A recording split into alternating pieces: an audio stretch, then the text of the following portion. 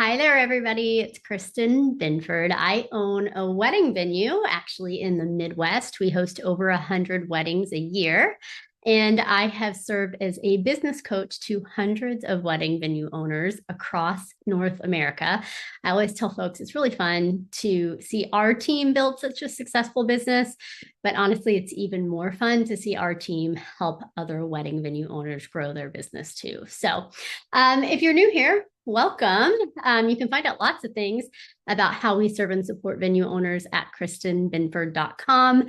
But today I wanted to come to you with a particular topic on the topic of vendor lists in the wedding industry. Now, this topic, sometimes I talk on topics that are more appropriate for established venue owners. This topic today is probably more appropriate for prospective venue owners and new wedding venue owners. But if you're in either of those categories, really encourage you to stay tuned because we're going to talk about some important things you might not have thought about so far. So if you happen to catch this video the first time we debut it, go ahead and comment #live in the comments.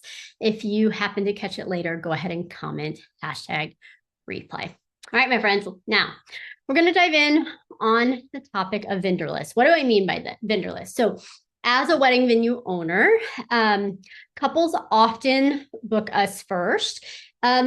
Years ago, or in more luxury markets, you're more likely to see a couple potentially booking a planner before their venue.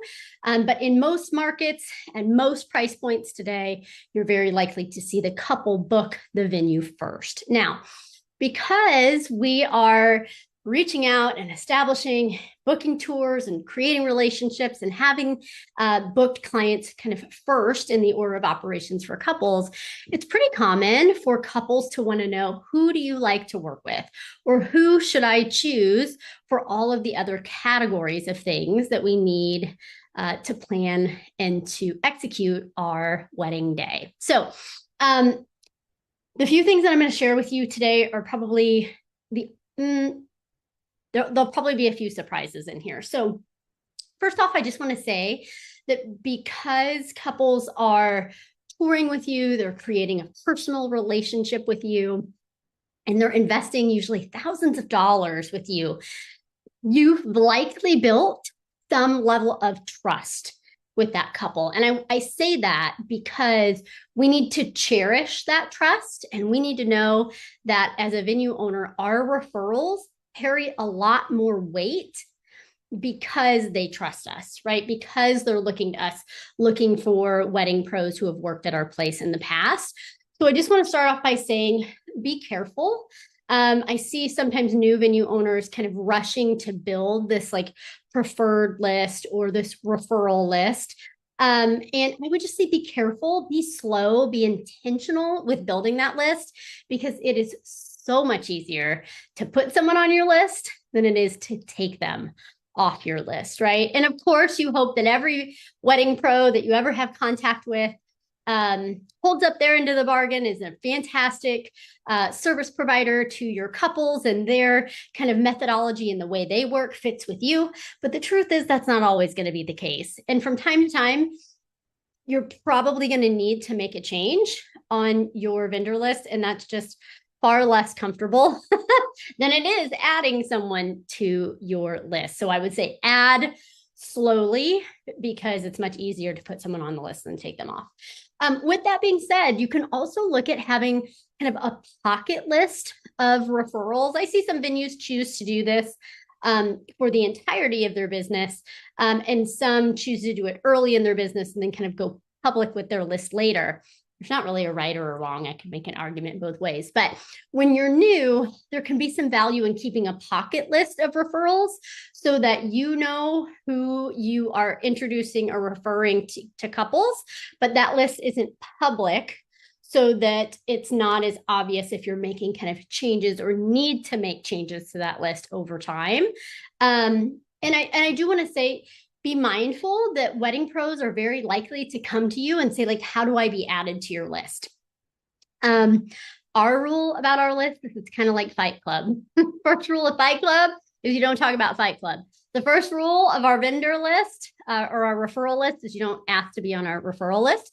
Those spots are earned based on recommendations from our couples, based on our experience on wedding days, and based on needs of the business or needs that we see in the marketplace. So having a pocket list, again, just kind of lets you try folks out in terms of referrals without kind of putting your public stamp of approval on a wedding pro. Another way that you could position your list if it's going to be public is folks, wedding pros that we've worked with recently, or wedding pros who have been here often. It's a little easier to make changes to your list if you need to, if it's not kind of your recommended list or your referral list. If it's, hey, these are folks who have been here recently, these are folks who have been here often, just a little bit easier to make changes to your list if necessary. Okay, the next point that I have, one question that I see from time to time is like, how do I go exclusive, or should I be exclusive with vendors on my list? Now, truly, this is a coaching question. This is getting a lot deeper into the details about the specifics of your business. So take this little bit of generic perspective as just that, not necessarily what your business needs are, but generically, I would just say going exclusive with a category or with a specific vendor in your business is a big decision. It's not a decision that you should take lightly, because in this business, fortunately and unfortunately, we tend to book 6, 12, 18, 24 months into the future. And that means that the decisions that we make today, we're still going to be living with 6, 12, 18, 24 months into the future.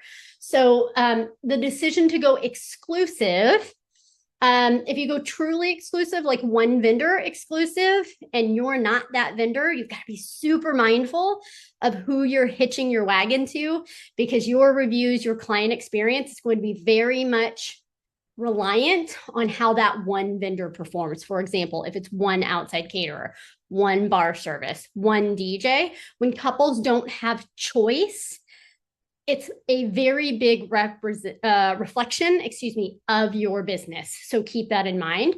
A version of going exclusive is also exclusive, meaning you have this choice, this list to choose from, but you must choose one of the caterers, for example, on this list.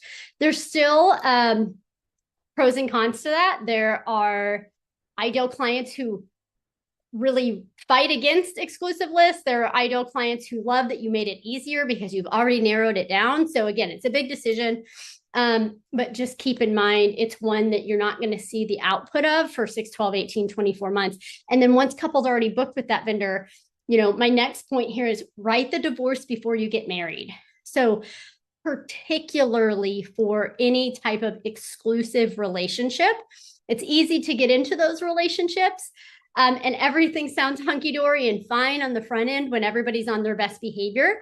But if for some reason that relationship sours because life happens, business needs happen, stress in some other part of somebody's life happens, I highly recommend that you write the divorce before you get married. And what I mean by that, and actually this is a really great lesson I learned from one of my former employers, is that you have to plan for the relationship to end. If the relationship ends, then what happens? What are the rules? How are you going to show up? How am I going to show up? How is this going to impact couples? So if you write the divorce before you get married, at least going into a relationship, you have an understanding and they have an understanding of what, hopefully not nuclear detonation looks like, but what, if this goes super sideways, this is how we would part ways. And it's just way easier to do that when you're on great terms than trying to figure that out if things get tough. Okay. The last quick thing that I want to say in this video today, and for any of you who are listening in who are wedding pros yourselves, I appreciate you. I think wedding venue owners, we need to do an even better job appreciating all of the other categories of wedding pros, wedding vendors who provide services to our amazing couples on wedding days. Because sometimes I think we as venue owners kind of get the reputation that we think we rule all of the things and our word is the only kind of word that matters. And when it comes to boundaries and rules about your business, yes, hold those boundaries and rules and standards. But we also need to appreciate that we are not the only people that are important on a wedding day, right? Like if you don't want to be the DJ, you better be darn grateful that the DJ showed up today. So my shout out is just to say, you know, when wedding pros arrive on site at your venue, offer them a bottle of water. Ask if they've been here before. See how you can support them. We, as wedding venue owners, have the opportunity to really create long-term relationships in our local opportunity that benefit everyone. And that really starts with appreciation, because unless you worked other trades in the wedding industry, and here's my perspective on this. Wedding venue owners are guilty of this sometimes, but I also think wedding pros in all different areas are guilty of this sometimes. It's easy to think somebody else's role and responsibility is easy. Like, oh, well, they just take pictures, or, well, they just play music, or people think about venue owners like they just open the door, right? We all know in our own craft that is absolutely not true, but it's easy if you don't understand somebody else's full wedding day experience, what goes into it before, what goes into it after. And I'm not saying I'm an expert for anything other than wedding venue owners, but I am saying let's make sure we do our very best to appreciate one another, because we are one team serving one client or one couple. And we all only get one shot at that wedding day. So, all right, my friends, that is my quick topic for you today. If you are here with us the first time we debut, go ahead and comment #live. If you catch this on replay, go ahead and comment #replay. If you are a venue owner who has maybe been watching our content and watching our videos for years, but you've been sitting on the fence, here's my reminder, my friend, that our booking calendar is open to dive in, do a discovery call.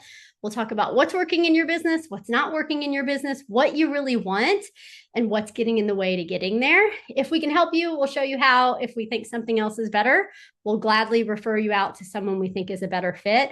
Either way, we'll have a good conversation and part friends. So to book a call with our team, it is kristinbinford.com/accelerator, kristinbinford.com/accelerator. All right. See you in